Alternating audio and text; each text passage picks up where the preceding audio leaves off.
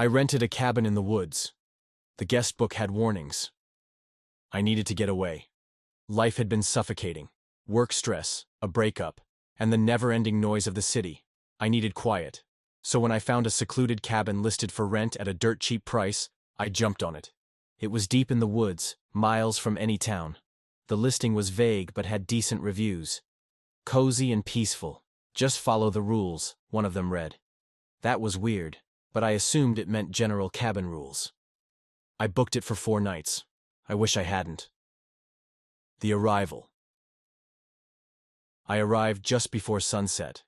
The road leading to the cabin was winding and narrow, barely a path through the dense forest. The trees were tall and pressed in close, swallowing most of the daylight. When I pulled up, the cabin looked exactly like the pictures. Quaint, rustic, but well kept. It had a porch with a wooden swing and large windows facing the trees. Inside, it was warm and welcoming. The kitchen smelled faintly of cinnamon. A welcome basket sat on the counter, filled with fruit and a bottle of wine. Next to it was a handwritten note. Welcome. Please sign the guest book in the living room. Enjoy your stay. That's when I noticed it. The guest book. The guest book. It was old, leather-bound, worn with age, resting on the coffee table in the living room. I expected to see normal entries. You know, stuff like, had a great time, or, the view was amazing. But the moment I flipped it open, my stomach twisted. The very first entry read, "Do not open the bedroom closet after midnight, no matter what you hear." I laughed nervously. Creepy joke? A prank? Maybe a way to spook guests for fun. I turned the page. If you hear knocking on the bathroom window, do not look. They want you to see them.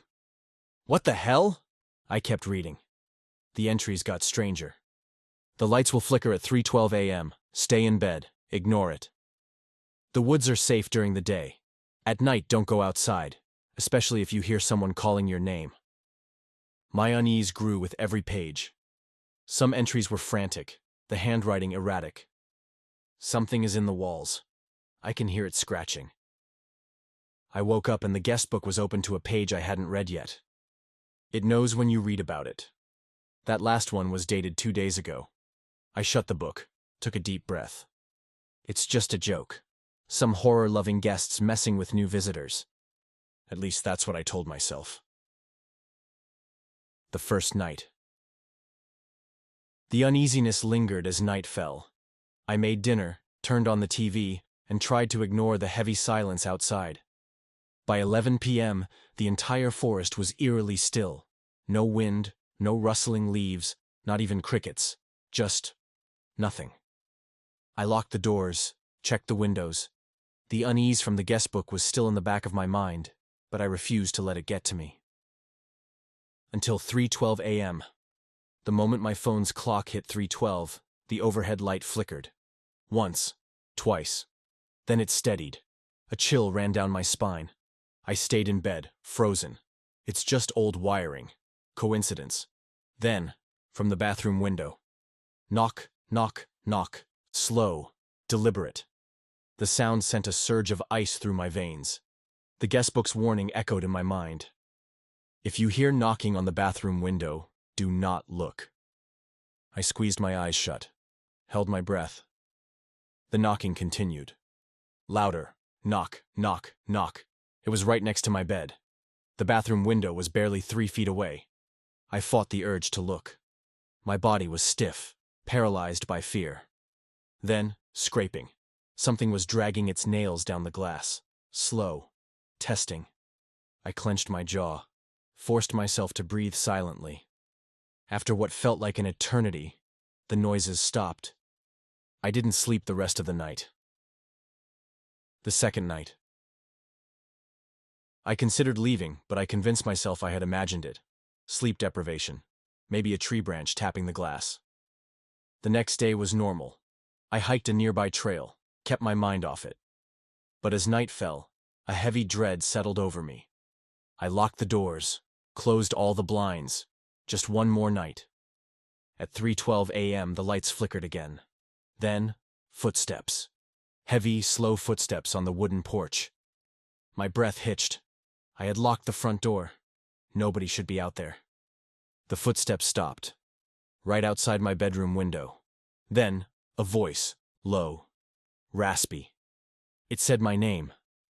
Come outside. My heart pounded so hard I thought it would burst. The voice was wrong, distorted, like a recording being played too slow. Come outside. I squeezed my eyes shut. The guestbook's warning screamed in my head. Don't go outside, especially if you hear someone calling your name. The voice repeated my name, over and over. Then, silence. I stayed in bed, gripping the sheets. I didn't move until morning. The final warning. I packed my bags the moment the sun rose. Before leaving, I hesitated at the guestbook. My fingers hovered over it. I felt an unnatural pull, like it was waiting for me. I forced myself to write something casual. Strange noises at night, creepy joke entries, fun place overall. I closed the book. As I turned to grab my bag, the bedroom closet creaked open. I hadn't touched it. Inside was another guestbook, identical. Same leather cover, same worn pages. I flipped to the last page. A fresh entry appeared, written before my eyes. You should have followed the rules. I ran. I don't remember driving home. I don't remember anything until I was back in my apartment, locking every door behind me. I checked the cabin listing later. It was gone. Like it had never existed. But when I woke up the next morning, there was a leather-bound book sitting on my nightstand, waiting.